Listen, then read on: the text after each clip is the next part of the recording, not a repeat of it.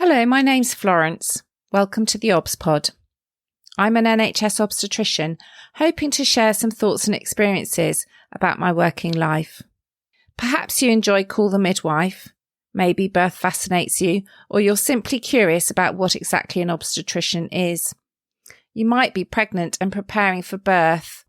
Perhaps you work in maternity and want to know what makes your obstetric colleagues tick, or you want some fresh ideas and inspiration. Whichever of these is the case, and for that matter, anyone else that's interested, the theobspod is for you.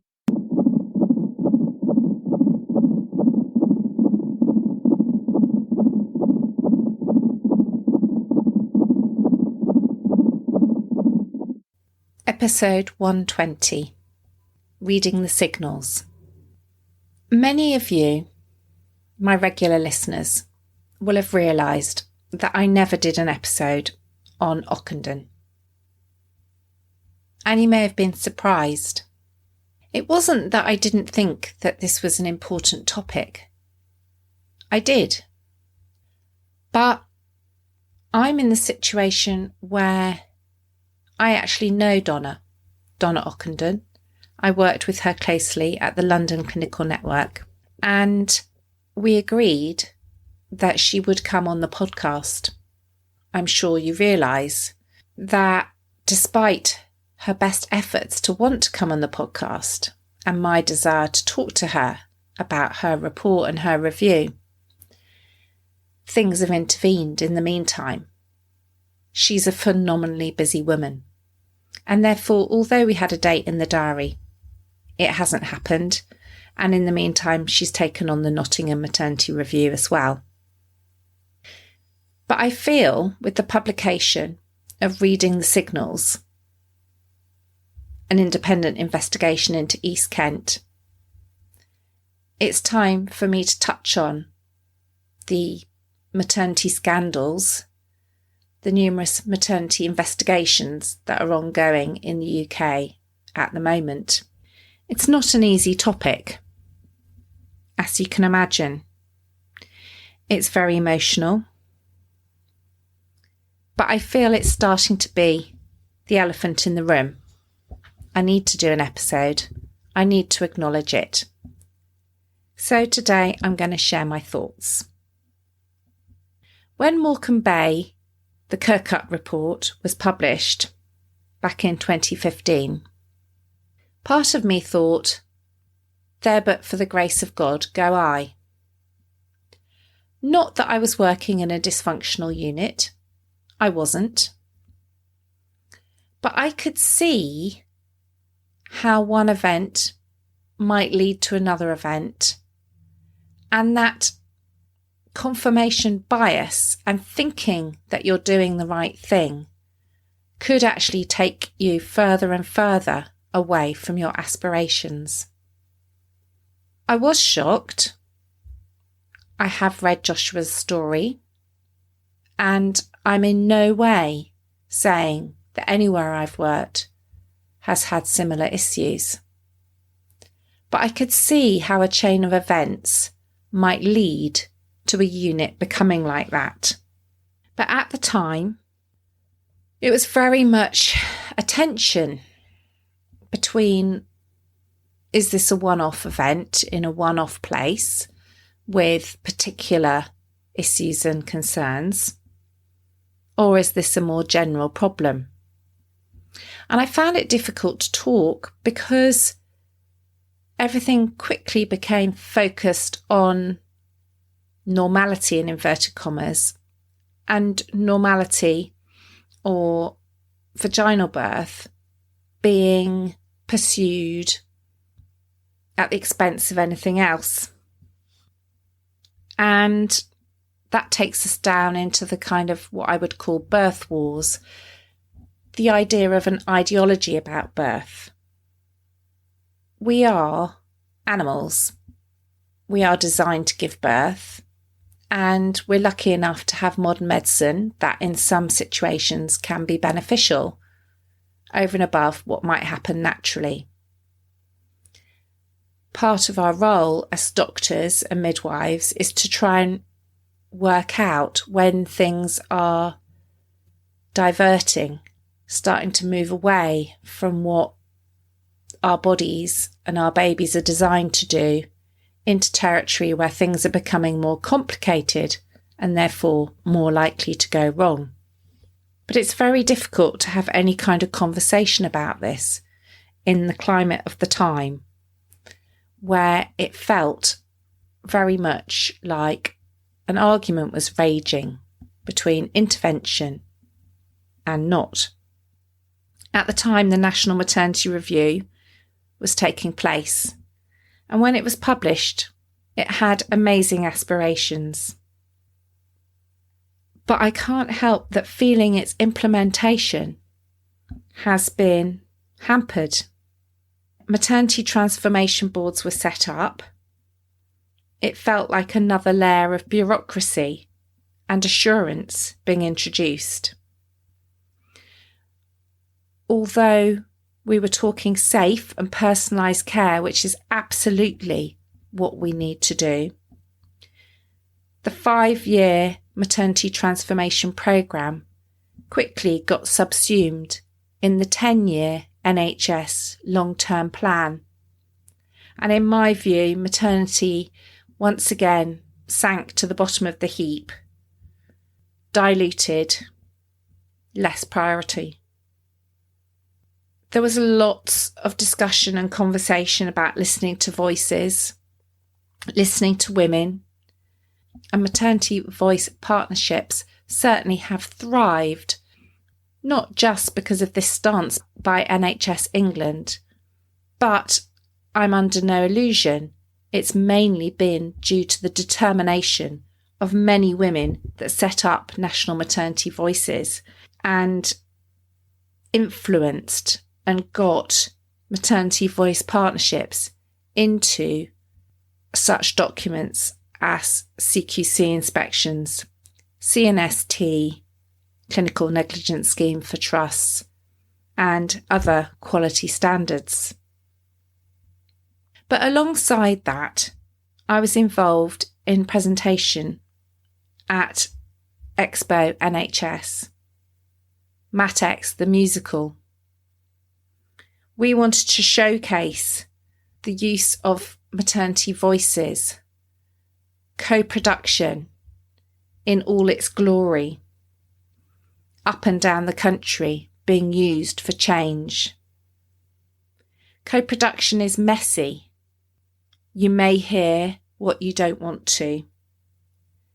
And MatX the musical, whilst demonstrating really powerfully how maternity units up and down the country were innovating and co-producing things, it was nearly squashed by the powers that be as not being suitable to be on the main stage. And rather than being celebrated as an amazing vision of what co-production and really listening to families looks like, it was discarded, forgotten, as if they were embarrassed. We had snippets of video we'd taken ourselves, but the official video we were promised never saw the light of day. If we're serious about listening to families and listening to patients in other areas of healthcare, then this needs to come from the top, not just clinicians and managers at local level, but entirely through the system. This was an opportunity for a demonstration of what good looked like, how really listening to women and families and parents could benefit services and drive improvement. And it was an opportunity totally missed, and makes me wonder if the reports about listening to patients is actually lip service, a nice to do, rather than seen as the core, the fundamental foundation of everything. Then came the pandemic, and it's been difficult to look at maternity transformation through the pandemic, because the pandemic brought so many of its own challenges in the way we work. And then we've never really recovered from that. We're in a situation at the moment with the publication of the Ockenden reports, 2 of them, where there are immediate and essential actions that every maternity service needs to take at a time when we're facing the most unprecedented pressure I have ever seen in my time as a consultant. I've never seen staffing this low. We're facing a national shortage of midwives. And at the conference I attended recently, we're told we're short of around 2,000 midwives and 500 obstetricians. It feels like we're firefighting every day. It's exhausting, and I'm seeing it take a toll on even the most compassionate staff that I work with.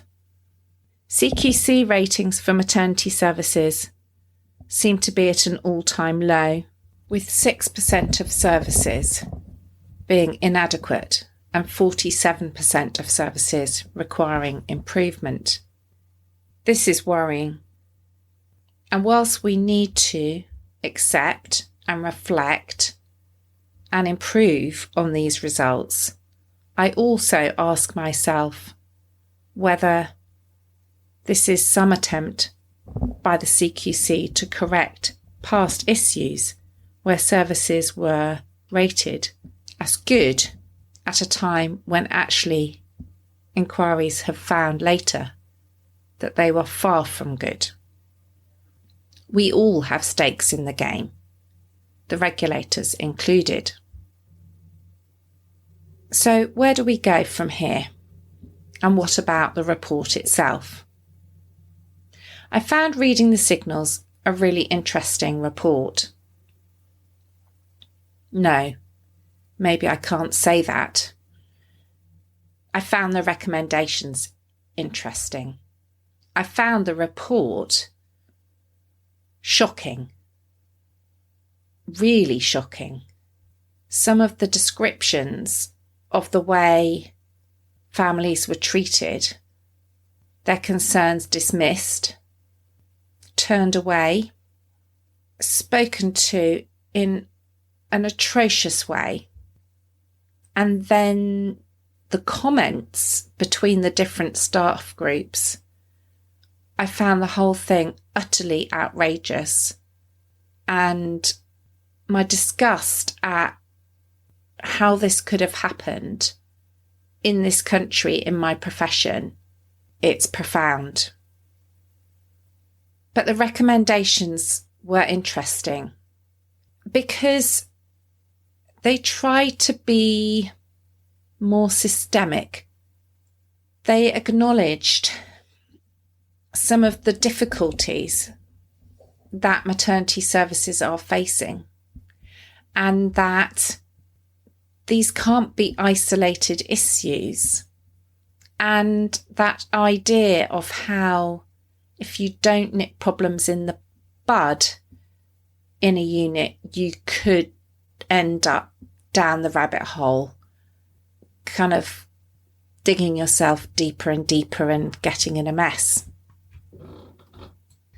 Much like Ockenden, reading the signals divides into 4 key components in terms of actions. The first is monitoring safe performance, finding signals among the noise. I've done a recent episode on the fantastic report, Maternity Data, So What? We're drowning in data. There's so much data, but meaningful data, and how that tells us we are or aren't safe, and how that tells us we're doing in the context of our population, our case mix complexity, is less easy. And the idea that if we had better, clearer data, a small amount of valid maternity and neonatal outcome data that would help us identify which units, which places are outliers, and then provide help and support to those units, then that would be fantastic. The second recommendation, standards of clinical behaviour. Technical care is not enough. Well, I don't know where to begin with this. It's obvious. Kindness, caring, compassion, listening to women and their concerns, listening to concerns of families. I've said before on this podcast, it's so basic. But they've gone a bit deeper into this and recommended that this needs to be a key part of the curriculum. And I agree, this is something that at the moment the curriculum has improved on, but still could beef up considerably. How we embed compassionate care into practice at every level, medical student, postgraduate education, and then continuing professional development for consultants. But then the second point in this is about how to sanction professionals who are not compliant with the correct levels of behaviour. Well, you'd think we would already have these things in place. We have the GMC, after all, so the General Medical Council, and the NMC, the Nursing and Midwifery Council. But I can tell you, having been both a consultant and in management for a considerable amount of time, that to actually manage to discipline and have any effect on a consultant or a nurse or a midwife is nearly impossible. I've seen it done probably less than a handful of times in my entire career, and in each case it's been done only down to the sheer grit and determination of a particular manager or matron who has really stuck at it, stood up for the fact that it needs to be done, and has done it in the face of adversity and sometimes in the lack of support from others within the organisation or from HR. It's very difficult.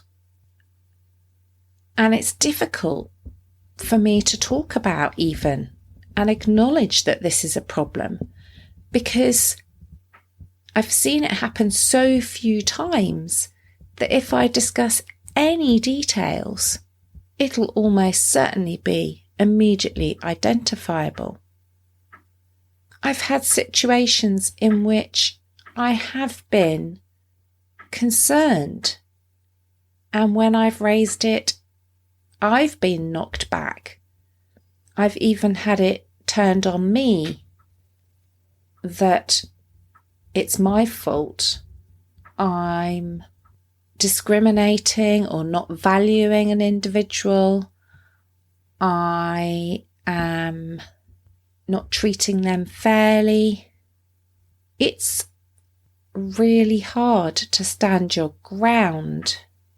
And I've even been in a situation where I've had to go through mediation, either myself, when I've said something about another member of staff, or I've had to be the person leading a mediation between colleagues in other specialties to help them work things through when their behaviour has been less than ideal. So it's really challenging, this one, and we need to own it and acknowledge just how difficult it really is. The report talks about a cycle of negative behaviours. standards start to slip when clinicians are exposed to bad behaviour of senior colleagues. And then this bad behaviour becomes normalised. Behaviour that would otherwise be challenged becomes tolerated. Unprofessional behaviour, lack of compassion and failure to listen becomes accepted and embedded. The report covers a period from 2009 to 2020. And this makes me think, because standards of behaviour in terms of being kind and compassionate and listening, well, those have always been there. But some of the standards of behaviour about what we expect from a group of consultants have radically shifted in that time. And it makes me think about the fact that with many things in healthcare, if you're not advancing forwards, then it isn't that you're steady stating. You're actually slipping further and further behind. In 2009, in my own hospital, the standard was for consultants to be present on the labour ward from 9 in the morning till 5 in the evening, Monday to Friday.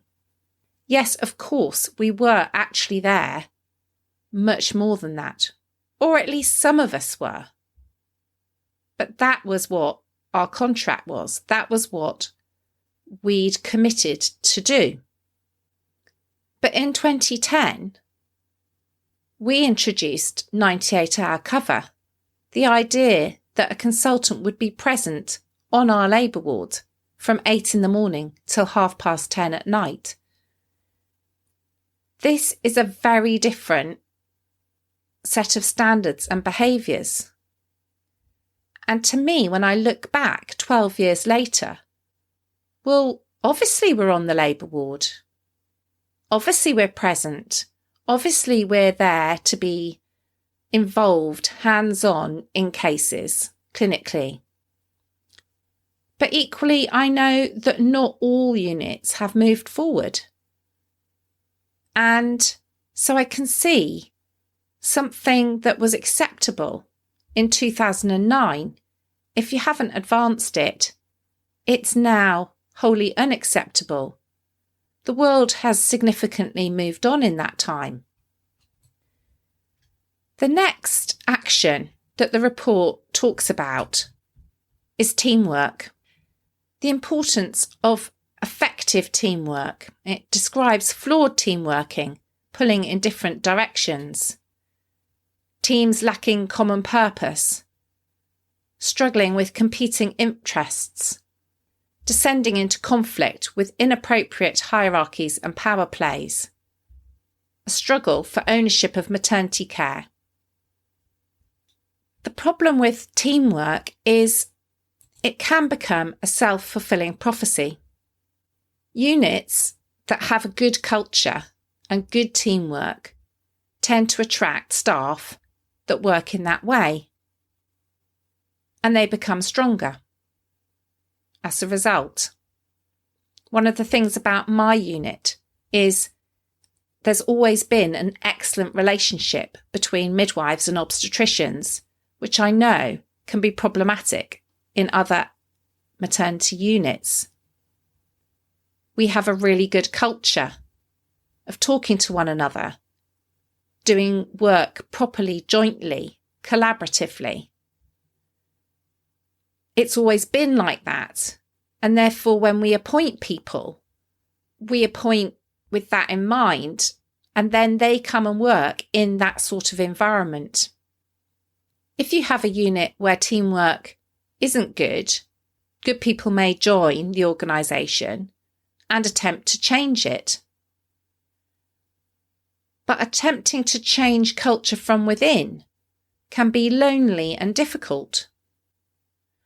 I know I am not alone in knowing colleagues who have been bullied and undermined in units where they've worked. And they've tried their best to improve care, speak out, stand up for women, stand up for other members of staff. And in some cases, this has been successful. But in the majority of cases, I've seen those compassionate, caring, value-driven, well-meaning individuals gradually demolished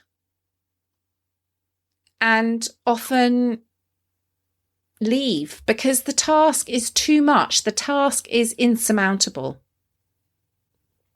It's too difficult. There's too much adversity.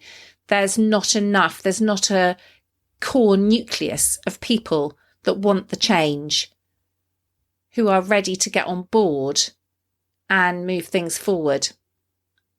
And in the East Kent report, I definitely see that replayed. People coming in and trying to change the culture, trying to change the behaviour, and being unsuccessful, and then either leaving or being replaced because they haven't been successful. Long ago, I was lucky enough to be on a maternity leadership programme run in London, and I had the privilege of listening to Professor Michael West talk about teamwork and the idea of pseudo teams. We think we're a team, but actually we haven't come together. We haven't agreed a common purpose. We haven't then reflected on where we're at in the task part of the way through. And then we're all doing different things. And this is a pseudo team. And that pseudo teams actually don't work well and can be detrimental to healthcare. If you want to read more, there's loads of talks of his online. So there's a recommendation about Royal College really looking at how teamwork in maternity and neonatal care can be improved, and how the training and employment of junior doctors as well as more senior clinicians can really improve effective teamwork with proper common purpose and objectives. And whilst I applaud that as an aspiration, I'm slightly struggling to know how. The report talks about teams who train together, working better together. And many of us do joint team training in obstetric emergencies. But it's bigger than that. And I'm not totally sure how we tackle that, despite the fact that it's clearly an essential element. The final action area is organisational behaviour, looking good while doing badly. And this is something I recognise. It may sound totally nuts. How would you not know if you were doing badly? There are so many ways of measuring and assessing how you're doing that you can have some results that suggest you're good or even outstanding, and other results that suggest you're not. The pressure internally when your service is seen as good or outstanding and possibly or one of the jewels in the crown of an organisation, it can be very difficult when you start to say, hey, you know what? I'm not that sure we're that good. And again, this isn't something I've experienced hugely, but it is something I've experienced small amounts of. One has to be careful what one says at external events. Perhaps this is a legacy of foundation trust status and the idea introduced of the NHS as a competitive market. If you're competing, as it were, for business, I don't agree with that. But is it any wonder that organisations want to make themselves seem good and attractive and want to try and keep their dirty laundry to themselves and fix it internally? There have certainly been situations in my career when I've undertaken reviews and I've been challenged. Florence, you're being unrealistic. You're setting too high standards. And that has been difficult to reconcile with being honest and transparent. Yes, perhaps I can be too harsh, but isn't that okay? Shouldn't we always strive to be doing our complete utmost? And whilst all these events are in the past, and I wouldn't want women coming to my organisation now thinking these are current issues, there are things again that I can see could have a slippery slope. There definitely is a vested interest in organisational reputation when you're faced with local reorganisations, possible mergers and possible closures of units. It's inevitable. And so whilst it's distressing, sadly, I'm not surprised at this finding in the report. Right, I've given you some rambly thoughts. What's my zesty bit? I think my zesty bit for professionals is we have to own our problems.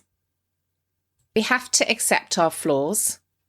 We can't be perfect, whether that is at an organisational level or whether that is at a national level, as a group, a profession.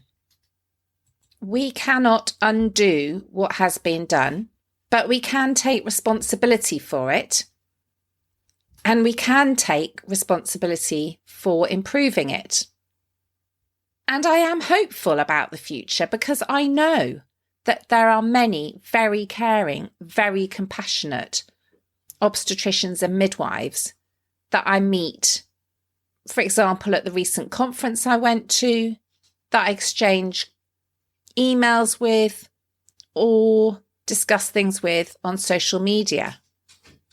There are a lot of good people who want to make maternity care better. And as I said to a colleague recently, we shouldn't get too despondent. Let's hope that this is rock bottom, and therefore the only way is up. We are going to get better. We are going to improve. We are going to learn from this. But what we have a collective responsibility to do is to try and rebuild trust. Trust in maternity services, trust in maternity care, and trust that when something does go wrong, if it does, which it inevitably will some of the time, trust that we will be open and honest with our explanations, our investigations, and our apologies. And whilst I can't undertake the systemic change that reading the signals calls for, I can role model to the best of my ability kindness, care, compassion, good communication, and amplifying women's voices wherever I can. I understand if you're pregnant listening to this, you're having a baby, you may feel concerned. It may be difficult to read the endless stories of terrible maternity care in the press. I don't want you to feel frightened. As I've said, there are many of us providing good care in a compassionate and kind way. But for the moment, while we rebuild, I can't say completely trust us, but I can say don't be frightened to ask questions. Try and ask for information to back up decisions you're being asked to make or recommendations and advice you're being given. And if you're not immediately happy with whatever nurse, midwife or doctor is saying to you or the way they're behaving to you, then please do try and call it out. And if you can't call it out at that time because it's just too much and you're feeling too vulnerable, please do call it out later on, whether that's through PALS, the Patient Advice Liaison Service, or through your Maternity Voice Partnership, or with free text on the Friends and Family Survey that maternity units should be asking you to complete, because that will help us learn. That will help us eradicate some of these behaviours that we should be so ashamed have happened. I very much hope you found this episode of the theobspod interesting. If you have, it'd be fantastic if you could subscribe, rate and review on whatever platform you find your podcasts, as well as recommending the theobspod to anyone you think might find it interesting. There's also tons of episodes to explore in my back catalogue, from clinical topics, my career and journey as an obstetrician, and life in the NHS more generally. I'd like to assure women I care for that I take confidentiality very seriously and take great care not to use any patient identifiable information unless I have expressly asked the permission of the person involved on that rare occasion when it's been absolutely necessary. If you found this episode interesting and want to explore the subject a little more deeply, don't forget to take a look at the programme notes where I've attached some links. If you want to get in touch to suggest topics for future episodes, you can find me at theobspod on Twitter and Instagram, and you can email me theobspod@gmail.com. Thank you for listening.